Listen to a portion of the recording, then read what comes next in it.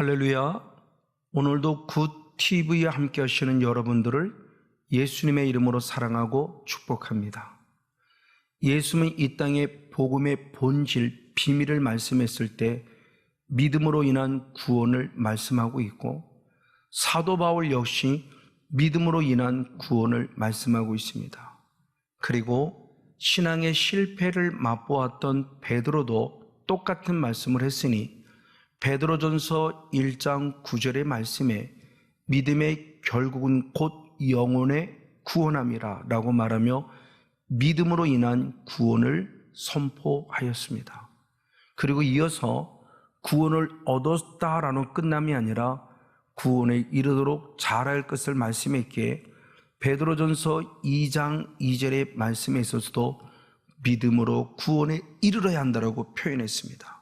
자, 그런데 예수님은 이 믿음으로 인하여 구원을 얻는다는 이 말을 또 다른 말로 표현했으니, 요한복음 17장 3절의 말씀에 영생은 유일하신 참 하나님과 그의 보내신 자 예수 그리스도를 아는 것이다 라는 말씀을 통해서 믿는 것 따로 아는 것 따로가 아니라 곧 믿는 것이 아는 것이고 아는 것이 곧 믿는 것임에 대한 부분을 분명히 우리에게 가르쳐 주셨습니다.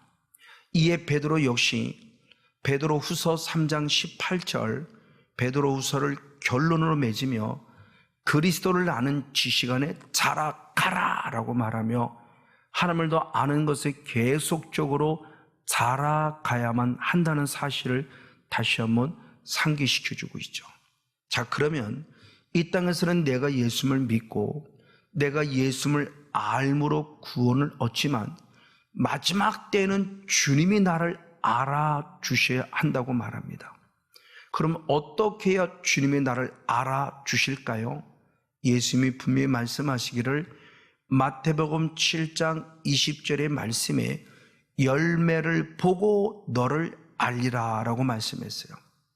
사람들도 열매를 보고 내가 진짜인지 가짜인지를 알고, 하나님도 우리가 행해지는 열매를 통해서 우리가 누구인 줄 안다라고 말합니다.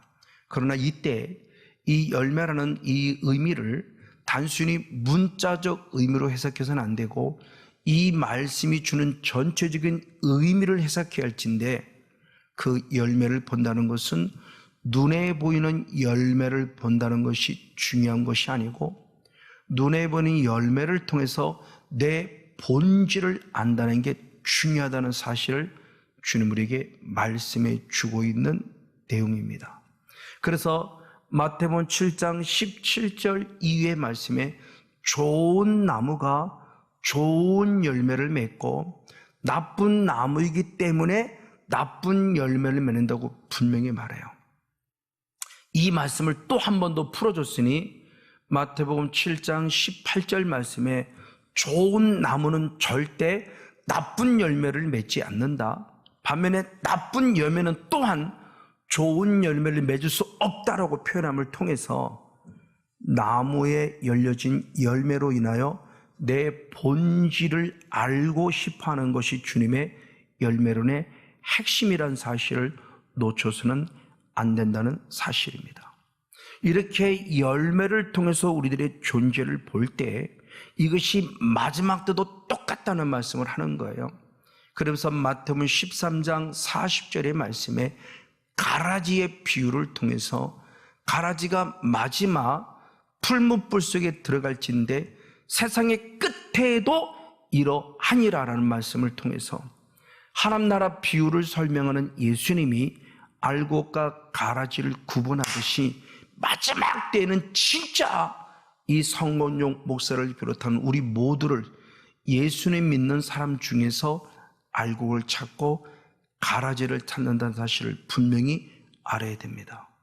그러므로 마지막 때 세상 끝에는 이와 같다는 것은 우리들 중에 누군가는 알곡이 되는 사람도 있는 반면에 예수님을 믿음에도 불구하고 누군가는 가라지가 될 사람도 있다는 사실을 상기시키고 있다는 사실에 영적인 경각심을 가져야만 합니다. 그래서 예수님께서 친히 말씀하기를 성경을 통해서 봤을 때 사도 바울을 예수님이 사도 바울을 통해서 얘기했을 때 로마서 7장 4절의 말씀에 예수님이 십자가 죽으셨다가 살아나신 이 사건, 이 귀한 죽음과 살아남을 통해서 우리를 하나님을 위하여 열매를 맺는 그런 사람이 되게 하게 하는 것이 주님의 뜻임을 얘기해요. 주님이 죽고 살아나셨기 때문에 이 성건용 목사를 비롯한 우리 모두를 하나님을 위하여 열매를 맺는 자가 되게 하시겠다는 거예요. 중요합니다. 대라가 아닙니다. 그렇게 되게 하시고자 하는 주님의 뜻이라는 것을 상기시켜 줍니다. 이 사람들을 누구라고 그러는가? 생명에 이르는 열매를 맺는 사람이 되게 하는 것이다 라고 말해요. 생명을 얻었다로 끝남이 아니라 생명을 얻었기에 생명에 이르는 열매를 맺게 하시고자 하는 것이 주님의 거룩한 뜻임을 살펴주고 있어요. 즉 알곡이 되게 했다는 거죠.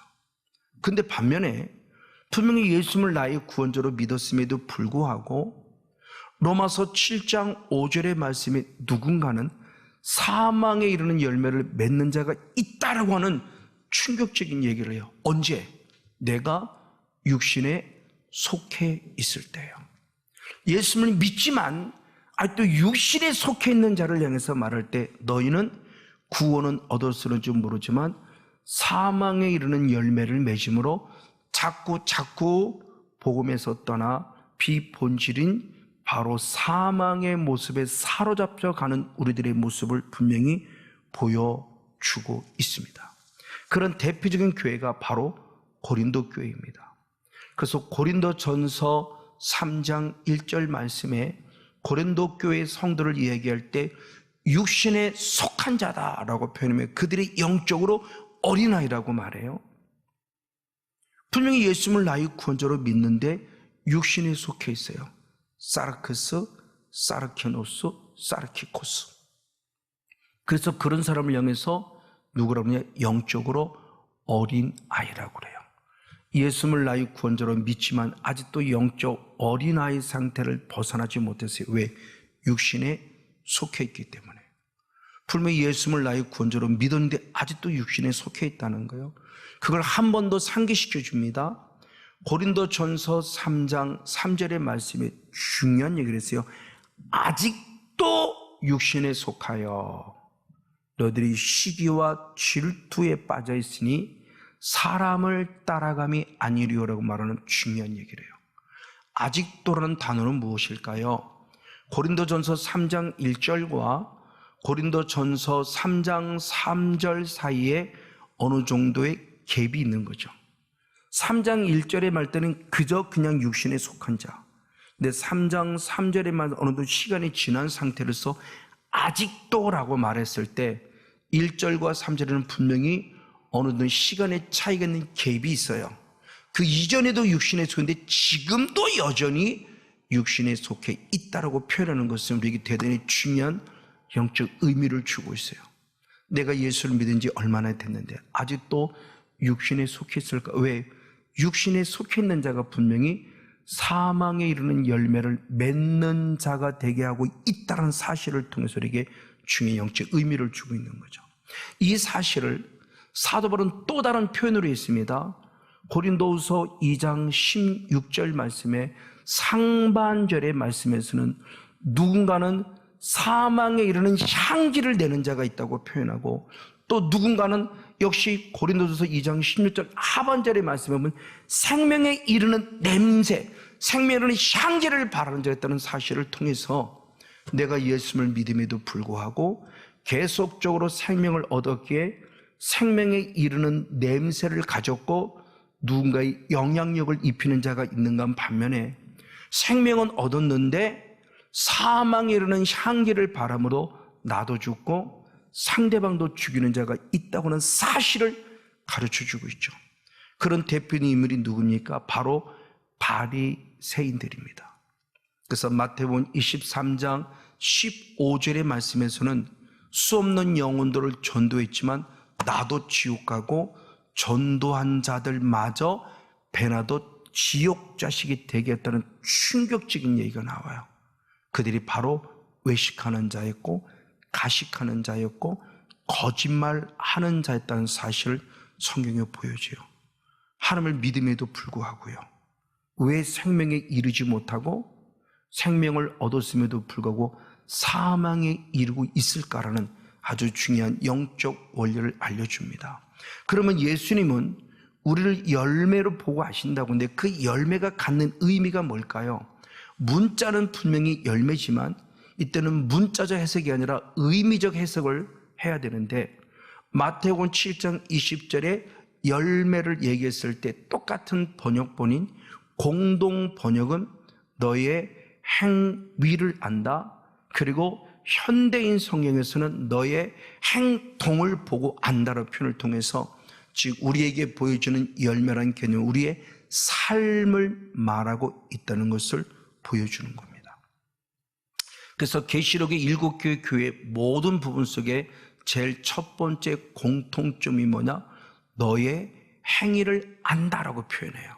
대표적으로 요한계시록 2장 2절의 말씀에 하나님이 에베소 교회를 축복함에 있어서 너의 행위를 안다라고 표현해요. 아주 중요한 말씀이에요. 행위를 안다. 주님이 나를 알아주신다는 사실이죠. 이렇게 인정받는 대표님은 누구니까? 아브라함이에요.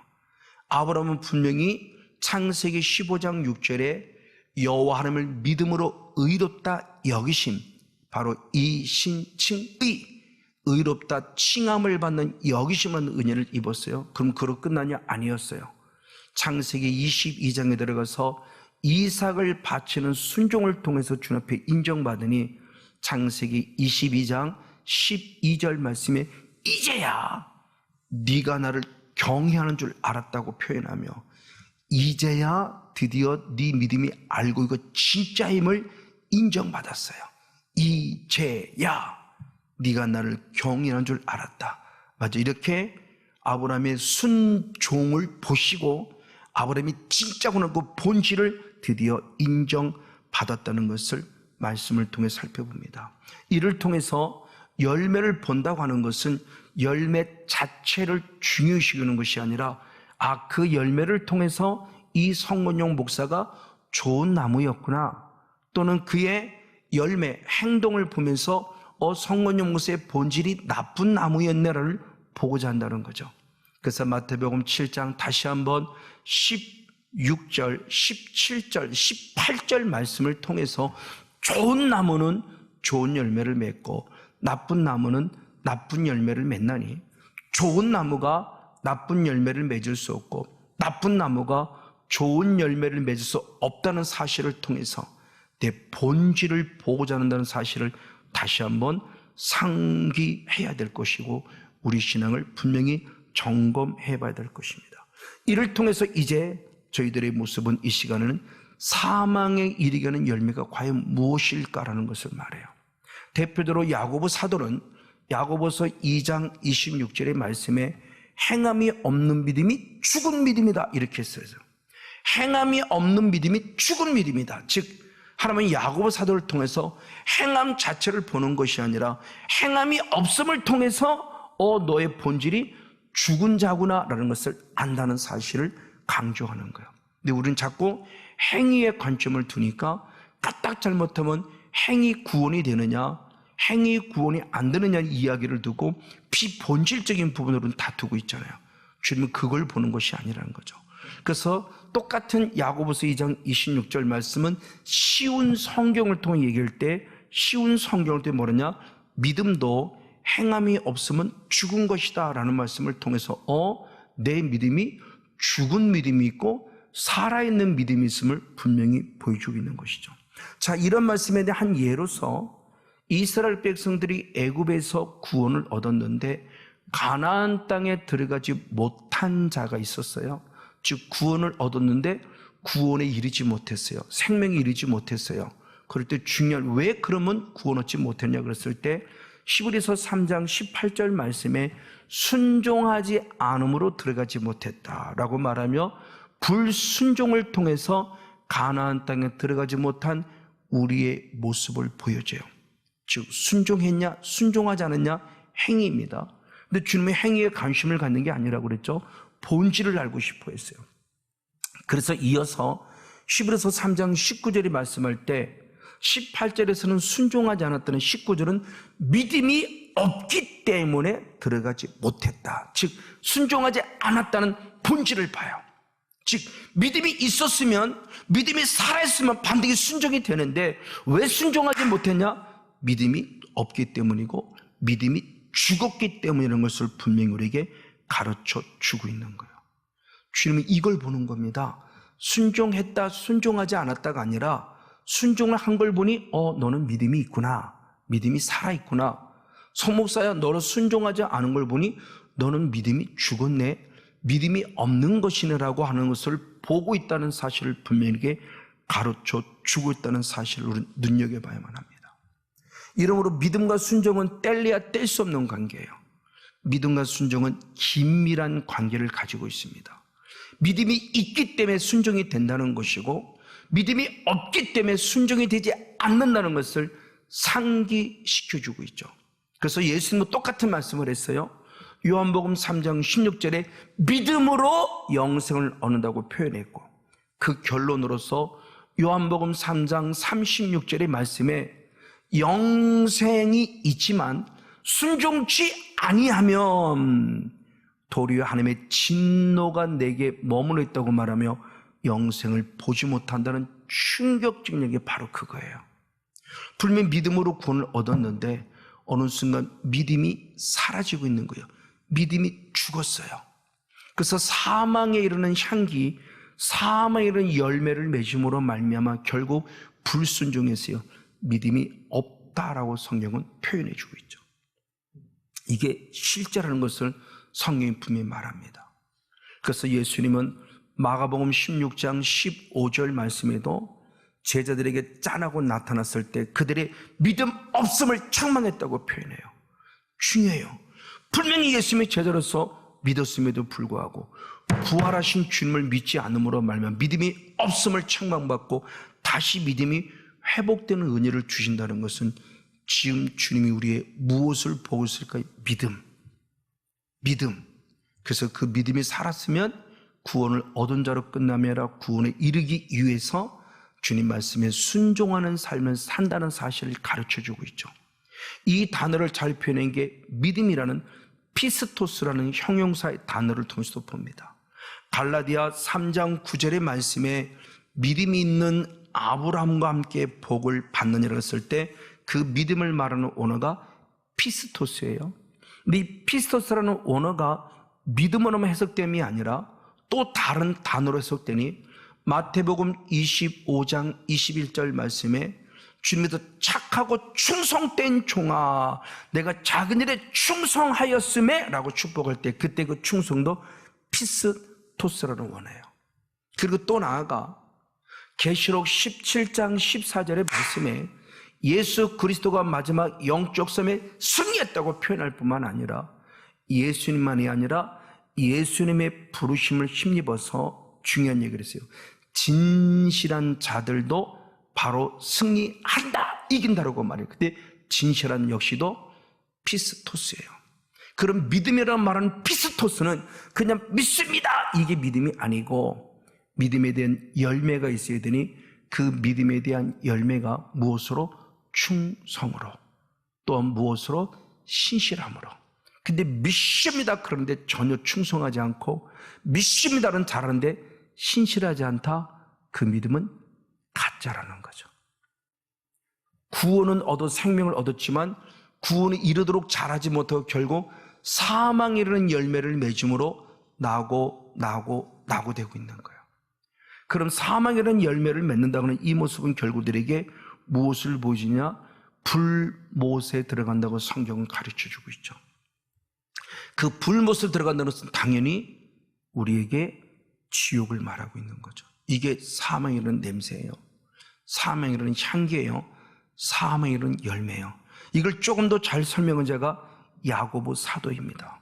그래서 야고보 사도는 야고보서 2장 18절을 통해서 너는 믿음이 있는데 행함이 없음을 통해서 내 믿음을 내게 보이라. 나는 믿음이 있는데 행함을 통해서 내 믿음을 보이겠다는 아주 중요한 얘기를 합니다.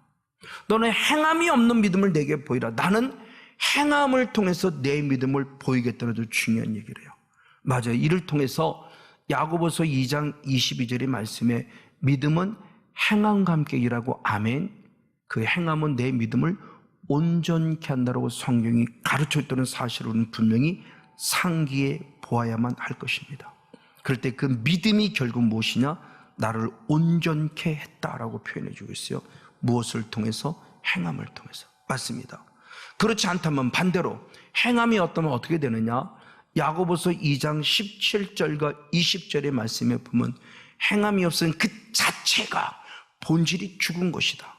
그리고 20절에서는 행함이 없다 한다면 그 믿음은 헛것이다, 쓸모없는 것이다, 무가치한 것이라고 말씀해 주고 있는 거예요. 이런 대표적인 교회가 누굽니까? 사대교회죠. 그래서 계시록 3장 1절에 분명히 말하기를 사대교회는 살아있다라고 말하지만 실상은 죽었다라고 표현해요. 영의 세계에서 예수님은 실상은 죽은 자야라고 말하고 표현했던 것이 대단히 큰 충격입니다. 왜? 계시록 3장 2절에 분명히 말합니다. 너희의 모습이 행위가 온전함을 찾지 못했다고 표현해요.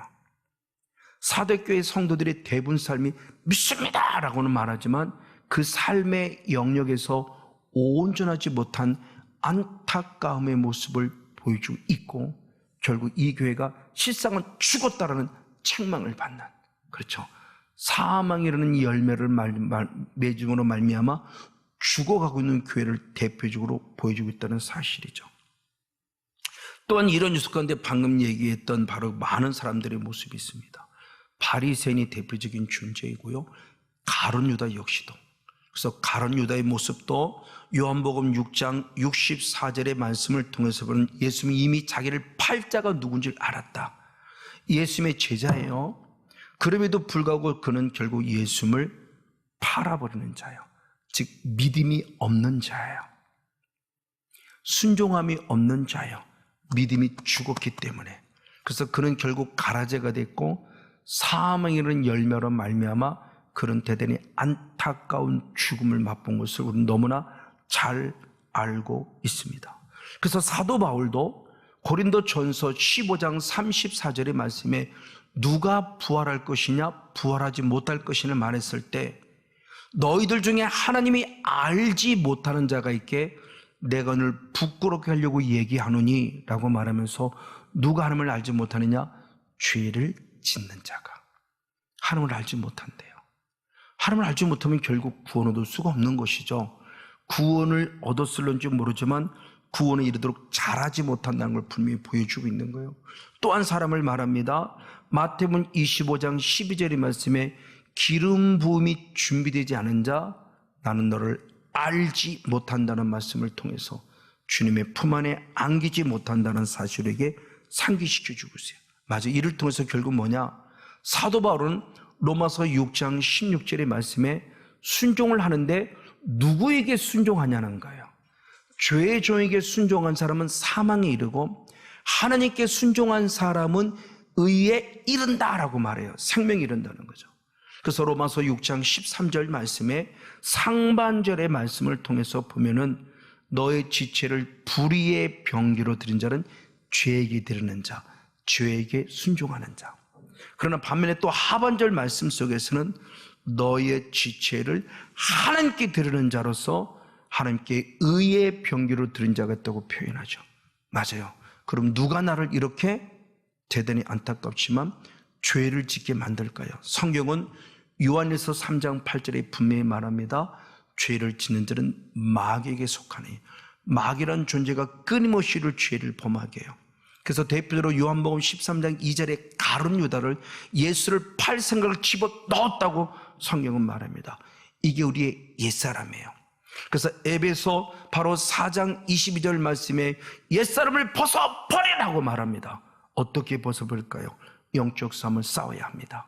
그래서 사도 바울은 디모데 4장 7절 말씀에 믿음의 선한 싸움을 싸워서 바로 믿음을 지켰다고 표현하고 있듯이 저 여러분 내 안에 남아있는 사망에 이르게는 열매를 맺는 사단의 존재를 성령의 불로 깨끗이 태워서 끝까지 믿음을 지켜 한 영혼도 사망에 이르지 않냐고 생명에 이르는 주인공 우리 모두가 되어지기를 예수님의 이름으로 간절히 축복하고 축원을 드립니다.